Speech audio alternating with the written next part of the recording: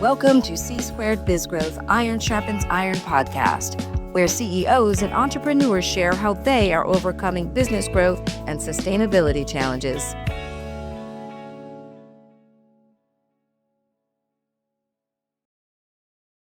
Welcome, I'm John Hale III, and we're excited to have our guest with us today, Sophia Velastegui. We're honored to have you joining us as our guest today. Currently, Sophia specializes in driving business operations and growth by integrating AI and machine learning and emerging technologies into strategic planning. Prior to launching her own business, Sophia excelled at two roles at Microsoft Corporation. First as a general manager of AI products and search, and secondly, the chief AI technology officer in business application. In addition, Sophia has run multi-billion-dollar AI businesses. Sophia also serves on corporate boards and is a globally sought-after speaker. Welcome, Sophia. Glad you're with us today. John, thank you for having me here. It's been amazing to connect with you at Financial Time and then moving forward in this podcast. Yes, thank you very much. And we wanted to start with how you're showing up today. We see you as a sought-after global speaker. We just want to learn about just your career and what impacted you either from your childhood or early part of career for how you show up today. Yeah.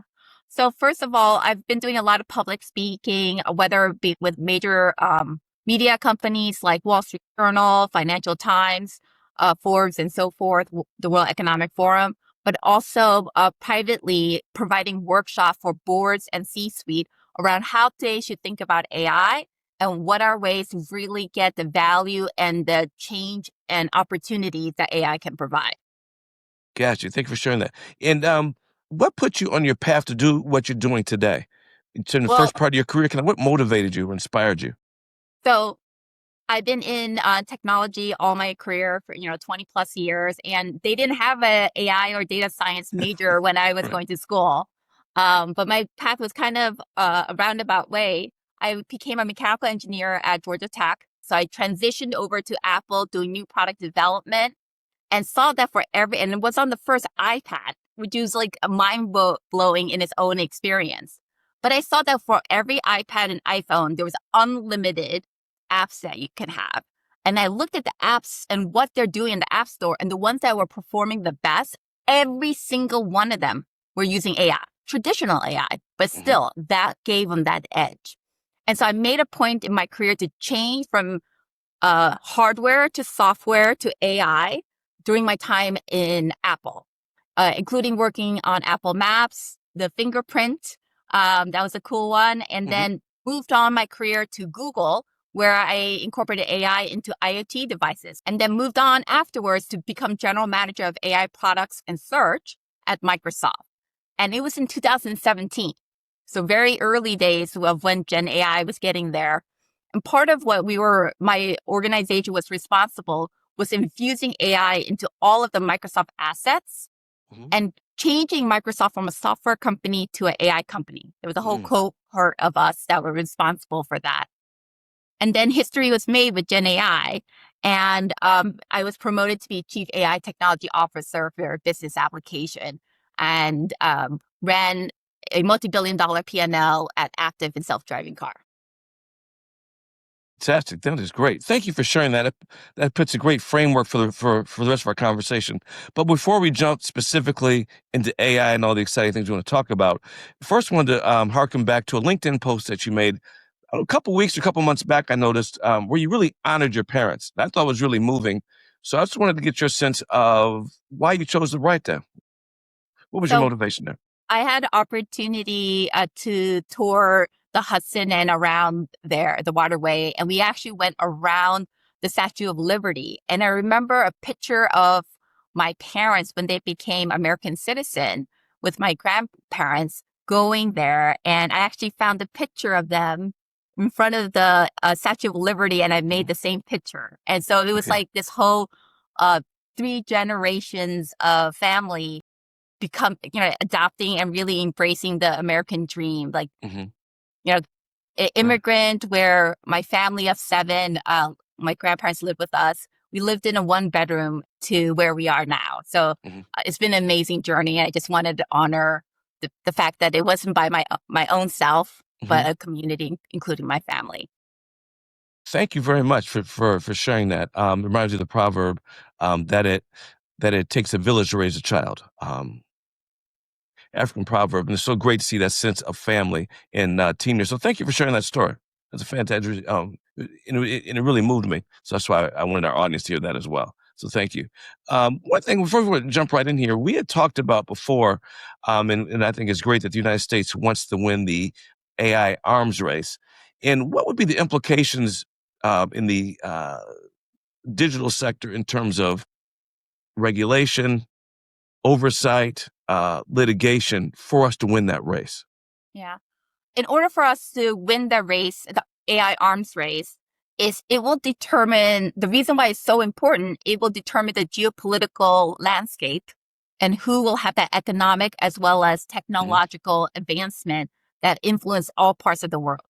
One of the reasons why US is where we are is our technology we created homegrown in the United States, but can distribute across the world in a matter of minutes. Netflix, for instance, first focused on US and English speaking, and then released to 200 different languages and countries around the world in a matter of 1 to 2 years. That is the scale of what the technology can do. AI will impact all aspects and all careers that's out there. And so it's important that we are forefront in that advancement, but also winning that war. It means investment in a regulatory system that allows you to have experimentation and understanding that, but also the infrastructure. A lot of people talk about the data center that's needed to run these AI models. It is a real demand. And how do we actually upscale our energy strategy and other resource strategy to foster the AI race? Right. Right. And then as we do that, we need to do that in a framework, obviously, with states and federal government working together um, on that, so we have a common framework that's most Yeah, and efficient around the country. it best that we have one that is aligned across the different states and federally so that we don't have some of the challenges that the EU has, where they have dozens of rules and a regulatory environment, and trying to figure out what version to release in each country has actually slowed down some of the advancement there. Gotcha, gotcha. Thank you for sharing that with us. And I just want to level set here, just a couple of terms that we hear about all the time. Can you speak to just the how the technology has moved from a traditional AI, which has probably been around 10 to 15 years, to the uh, generative AI that we're hearing about now? Can you kind of speak to that change and maybe what a couple of the how they're similar, but then how they're different? Because I'm sure our audience hears those terms thrown around all the time. So traditional AI or a version of that has been around for 30 years, but really it's been incorporated into our life, into our products in the last 15 to 20 years, right? You may heard of it as machine learning, where the machine is now able to get feedback and learn from the data and information around its environment. And how does it show up? It's computer vision, how it's able in a iPhone determine the different images that is my mother in this picture versus not. So these are like more like a specific in scenario, and there's data sets associated with it that's around that topic. Right. One of the big difference with generative AI, it is more multi-purpose, but it understands language. And because it understands language, you can build upon it quicker, and also more people can engage in it. You don't have to have a specialty in technology in order to get some of the benefits from that. But generative AI, one of the things that's really impressive is it is trained on everything in the internet. The good, the bad, and the ugly. The ugly was removed, thank God. But still, you see some of that anomalies or hallucination. It is by design, because the data that it's trained on is the internet. Is the internet perfect and accurate all the time? The answer is no. Except for cats. We have so much information about cats and cat videos. Gen AI is actually excellent at making those clips. Right. Gotcha. Thank you for sharing that, because I'm sure myself and the audience will get inundated with these terms every time we, I would say if I was old, pick up the newspaper, but if I'm younger, every time I just click through the different feeds I have, we get hit with these terms. So thank you very much for sharing that. We understand that technology is just disrupting our lives, be it B2B, B2B, B2C, and even how we speak to one another. How can CEOs incorporate generative AI in a way that's actually positive to their culture of their companies? So one of the things is AI is not just ChatGPT or a Copilot. It's actually an ecosystem that's a part of it. Think about mobile. When you had a mobile cell phone, iPhone, it's not just the iPhone that you need for it to get the value. It's the fact that you have an app, OS, you have Wi-Fi, and cellular that allows you to connect and so forth. The same thing happens with Gen AI. So sometimes Gen AI is the right tool to use. Sometimes it's just traditional AI, or it could even be rule-based. So like we don't need a Ferrari to do something that a Prius can do just as well and more Right. effective, right? Right. So that's number one. Number two, because a lot of the things that you've heard, AI will change all aspects of our life. So that means it's not just about productivity, but in the product, the business itself, the services and the main P&Ls that you have, how to incorporate AI to get some of the boosts that you see. I say this because remember I told you the story about my own journey and Apple, where I saw the apps that did the best leverage AI. How do you see this? We saw these software companies basically come from nowhere and become like Fortune 30 company out there. And it's because they gained not just more market share, but they increased the market cap because now it went global, which wasn't possible. AI has that same power to also amplify, but you have to be strategic in how you use it. Thank you, Sophia, for your answer. That leads right to my next question, which is how are CEOs and corporations actually using AI, meaning from a productivity standpoint, we hear a lot about, and then there's also the opportunity for them to build more value, shareholder value, and build a bigger moat around their company. What are some of the factors that a CEO should consider in terms of just focusing on productivity or actually taking the bigger risk just to build a bigger moat for themselves? It's really important to understand what is your business strategy that lends itself to give you that value prop that your competitors are not able to provide. How can you amplify that with AI? Now, in most cases, that means really focusing and leveraging AI, not in productivity alone, but also in the innovation in the business itself.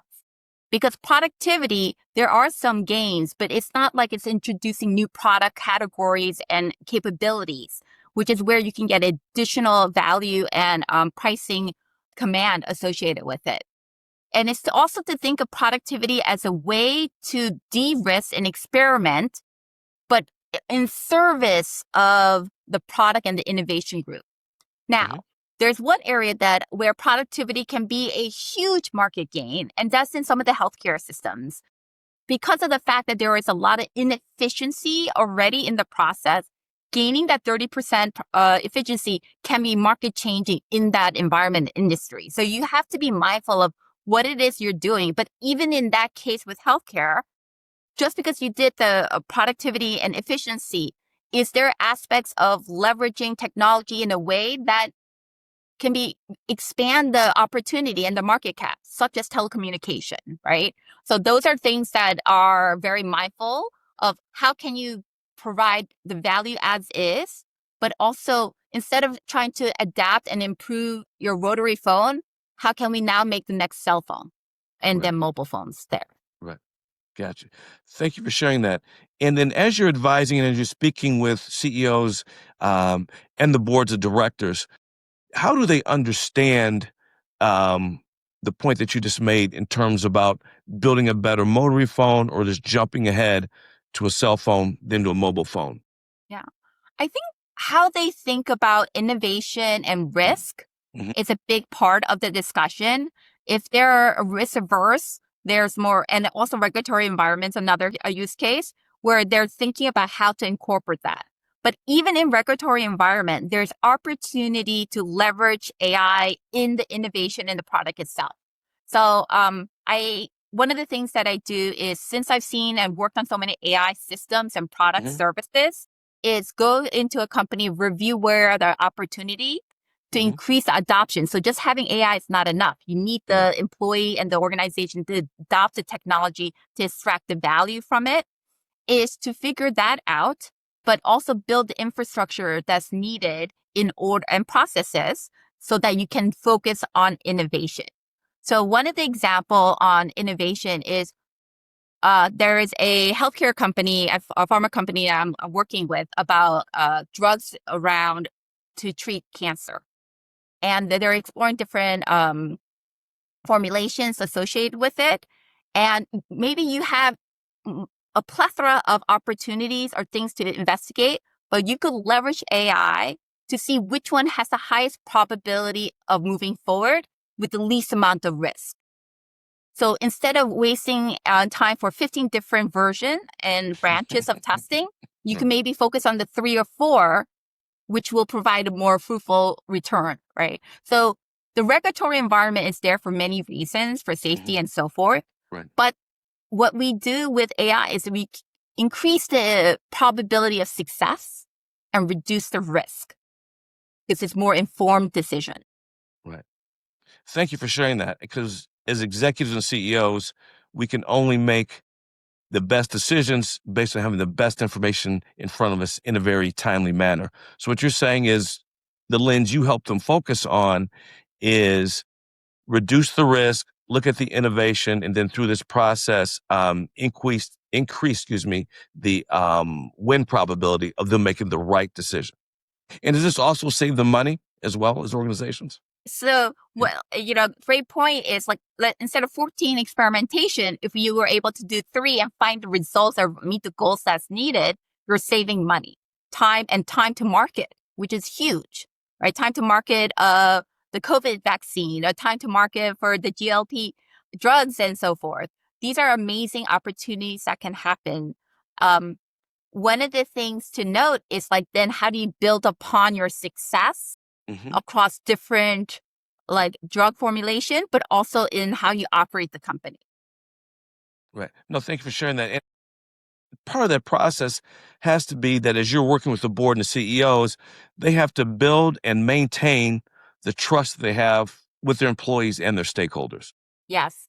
And how have they been able to, ones that have done that well in the use cases that you've seen, what have the CEOs or what has the board done that's worked well that maybe others could use to maintain and build the trust? Because it's all out there. People are fearing for when you say productivity to an employee, many may think that's my job or that's my career. So John, you and we talked offline about Yes. the MIT study where 95% of Gen AI projects didn't get an ROI. Yes. The reason is, but 5%, what was missing from that discussion is 5% of the companies saw significant impact. Yes. So the question is, yes, there's that failure, but to me, I'm focusing on how am I part of that 5%, right? I think that's one of the bigger story here. Number 2 is to understand that what is it that you're trying to solve that has impact. User adoption is one of the big things. I stated before in a previous question you asked that if you don't have the adoption, you will not be able to extract the value from the AI system and the potential there. But secondly, is also understanding what will allow the user to get comfortable with the technology. Whether it be the internet, whether it was mobile, or whether it be computers, how do they get comfortable leveraging AI in their jobs and their work? And you see some of the executives out there that it is imperative that our organization adopt AI in how we do work. So that as you see, it's not a matter of AI against people. It's people who are leveraging AI and people who are not. And the ones that are able to leverage AI and get that value, that will be the career success for yourself. That's one of the things that I focus on. Thank you for sharing that. No, that is a fantastic point, that focus on the 5% and perhaps one of the things the 5% of those companies in that study are doing well is they have the trust and relationship with their employees so that when the technology's there, perhaps they're rolling up their sleeves with them in terms of here's how we're going to use it within our company, but they're actually using the technology, the AI technology. They embrace it, they hug it because they have some sort of trust there. Yes, With their and it's with their not just board, the the CEO. employee. it's important that the executive really understand Yes. if their hands dirty with AI and Mhm. how to leverage that and understand the nuance that, people talk about the hallucination. What does that mean? How does it look like? How can we take that into account? If you don't see and experience it yourself, sometimes you don't understand the full picture. So I really, one of the workshops that I provide is how to upskill the executives leadership around AI, getting comfortable with it, thinking about a use case in their job functions so Mhm. that it's something very dear to the heart. It's not something esoteric that is a different job function, which I have no knowledge about Right. or not interested in. So I Right. think that was one of the things that makes it a successful. Right, and it kind of goes back to their leadership, being a real leader, and being a leader that's visible, that's leading by example, that they're in the trenches with their workers. I'm not telling you to do something; I'm doing it along with you. We're on this journey together, and it may be uncomfortable, it may be different, but we're all going to learn and work together. As opposed to, I'm in the C-suite and I just told you all what to do, so you all need to go do it. It doesn't apply to me, right? Right, That's right, right. area. Yeah. Well, it's amazing that folks are intelligent and they can kind of see through that kind of stuff as well. Having that quality leadership. No, and I think that's a great value of the workshop that you do provide. Another question I wanted to ask you was, we talked about productivity and we talked about a moat.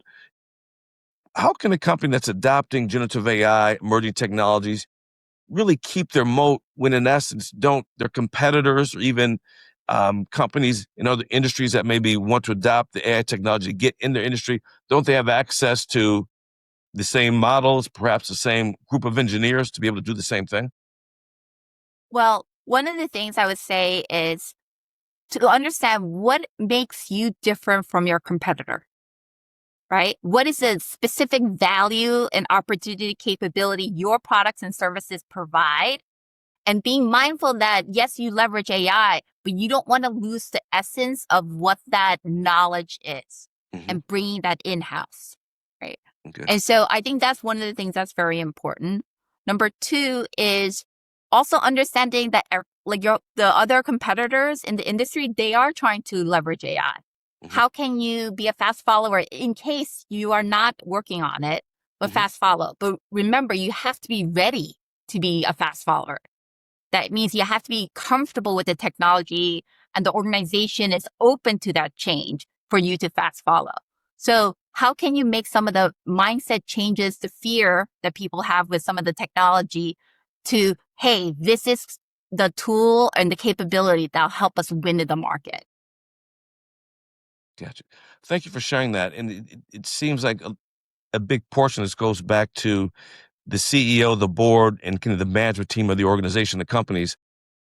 How well are they doing their job in terms of managing, promoting, in terms of culture, just the workforce that they're dealing with? Right. Yeah. So one of the things in order, like these are learnings that I had during my time at Google Hmm. when we're trying to further increase adoption and awareness of traditional AI across the different business unit outside of search and ad. And then also in Microsoft when we went from a software company to an AI company. So Hmm. number one is to understand what the technology is capable of, right? Make sure that it's part of the business strategy, not just in the productivity, but in the product itself.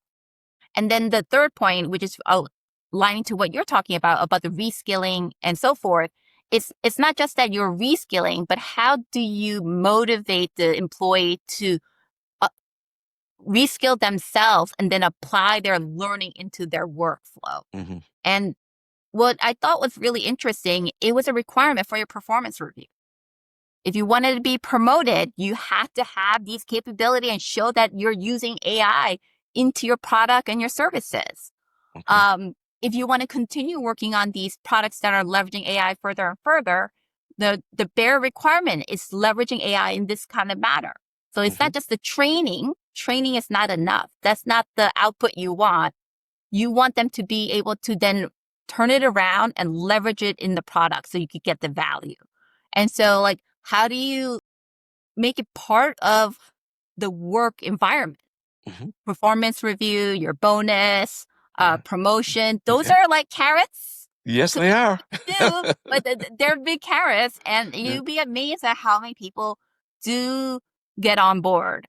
And there will be people who will be against it. There's actually a lot of conversation about employee sabotage of AI initiatives. Mhm. Is that how can you go review that and monitor that and ensure to adjust and reinforce the benefits and what the company needs to be competitive?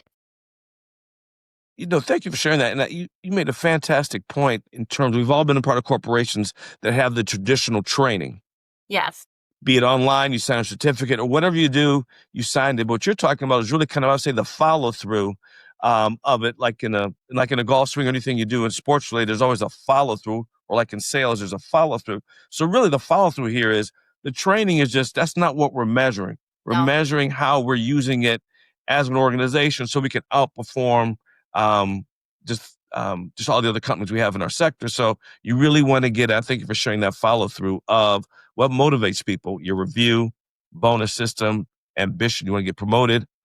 That creates great incentives for their behavior. So thank you for that sharing. I think that's critical from not just, oh, we're training to upskill. To upskill means you have to adopt and use it every day in your job function as it changes. So John, I want to give another example that Sure. really amplifies this. A lot of people talk about leveraging live coding or AI in order for software coding and so forth. Well, if they take the training, but they're never in the system actually creating code, that's like no value. You're not getting any of the gain. One of the things I learned is how can I get the user to leverage the tools to use AI coding? They need to do it at least 4 days a week. That is the tipping point when people are really starting to adopt AI and you can start seeing value. Minimum 20% is what I'm seeing, right? To like 40%, especially on some of the higher and more senior software engineers. Adoption is just as important, even more important than just implementing something. Doug McMillon, the CEO of Walmart, just came out the other day recently, talked about how AI is going to impact everything in retail. Every job is going to change. Some jobs will get eliminated. Some jobs will change. It's going to create new jobs. And he made a commitment to keep the workforce relatively flat for the next 3 years. Based on your experience, what you've seen, how can a smaller company, be a private company Yeah. or a smaller public company, doesn't have the wherewithal on the balance sheet of Walmart to just implement generative AI? What are some ideas that CEOs can use, or just some of your thoughts there? Well, one of the things that when you're adopting AI, there's a people component about it as well. And Okay. I would say any of these changes, AI or technology itself is half of the equation. The other half is people management, change management.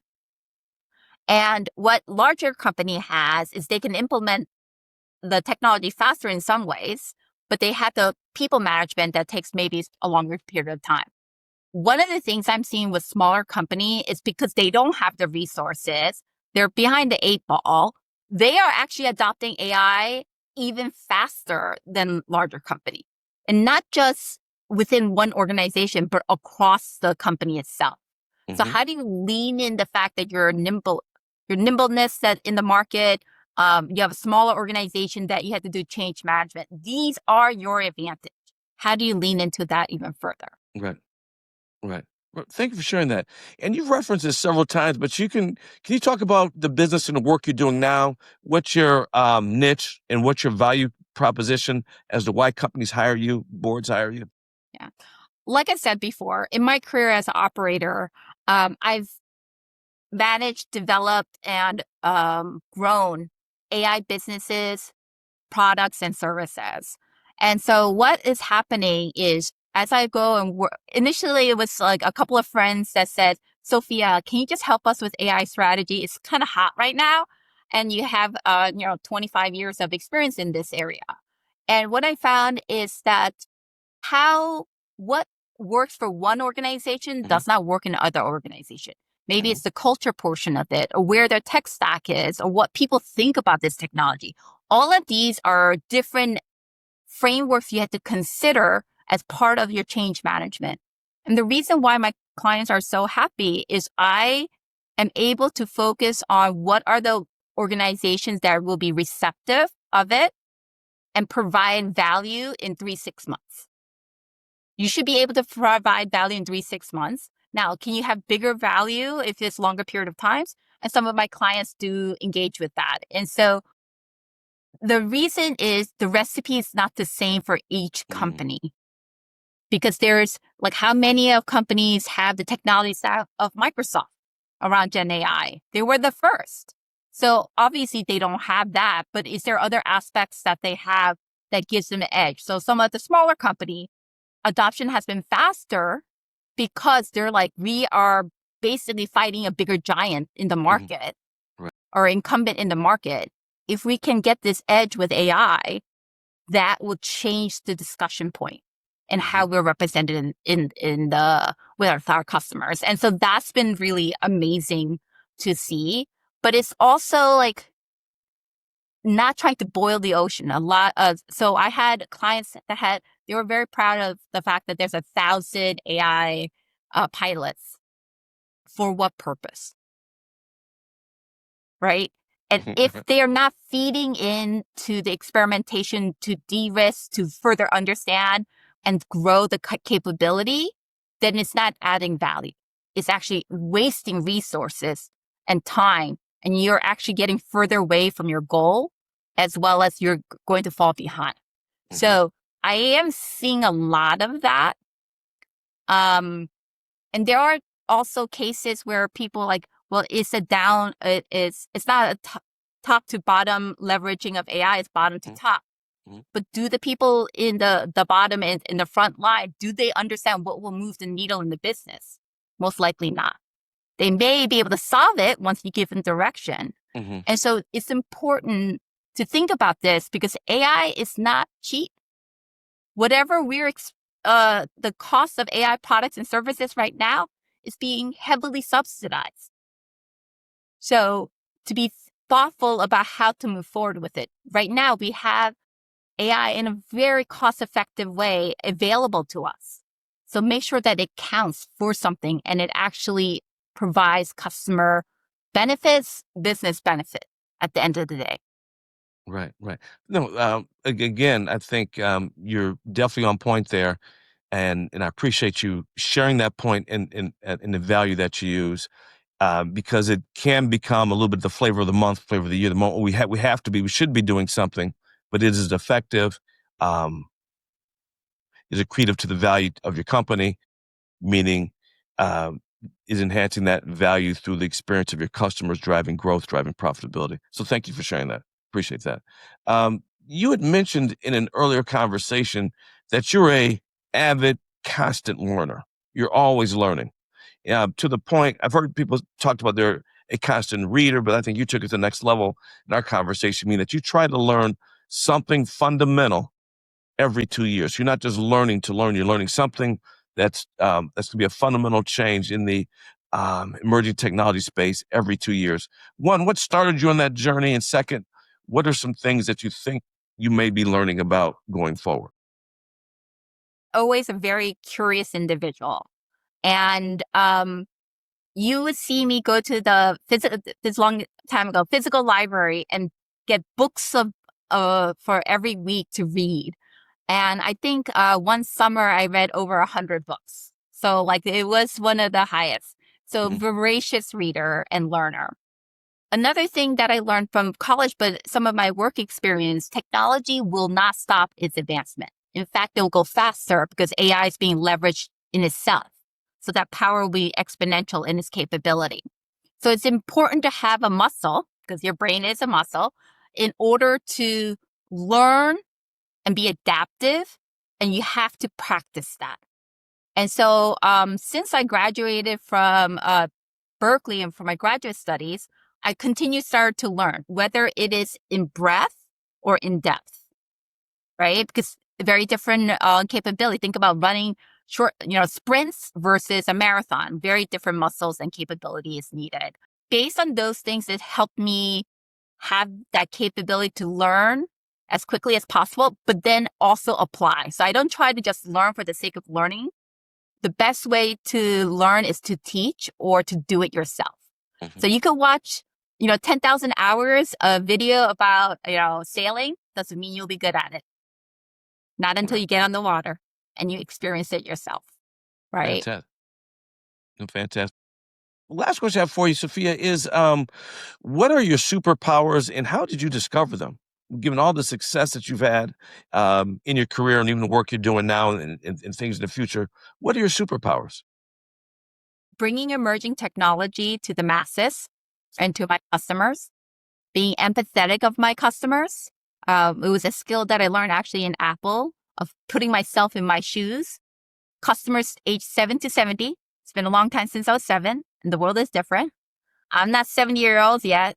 And if I were, I would look really good if that was the case. But Yes. I'm not 70-year-old yet. But how can I put myself Mhm. in their shoes to understand what are the technology experiences that they'll have that would change their life, right? So that's number one. Number two is I am so curious. And answer some of the question from before, what are things that I'm looking at right now is socioeconomics, Mhm. psychology are two things because that means I understand my clients and my customers and how they think about technology. Because there is fear around AI. Mhm. There is sabotage around AI. What can we do to adjust that and how to understand where they're coming from? I think is so important. Thank you. So it's not addressing the immediate, you're addressing the immediate issue, but then getting behind the root causes. What are they thinking? Why do they have this fear? And maybe even fear to the point that you're going to sabotage what your company's doing. Yeah. And Fantastic. what I found is your mindset is the biggest thing of how to approach and the perspective you feel around that technology or situation. That's one of the biggest thing that we have to change so that AI can be adopted that much faster. Right. Thank you. And thank you for spending time with us today, Sophia. We're really glad you were here. We want to thank everyone for joining us today on C2 Biz Growth, Iron Sharpens Iron. You can find us on Apple, YouTube, LinkedIn, Spotify, the Cornerstone Group.us, and other locations. We invite you to listen, subscribe, and share. See you next time. Thank you. Thank you for listening to the C2 Biz Growth Iron Sharpens Iron podcast. And check us out on social media, share, and subscribe.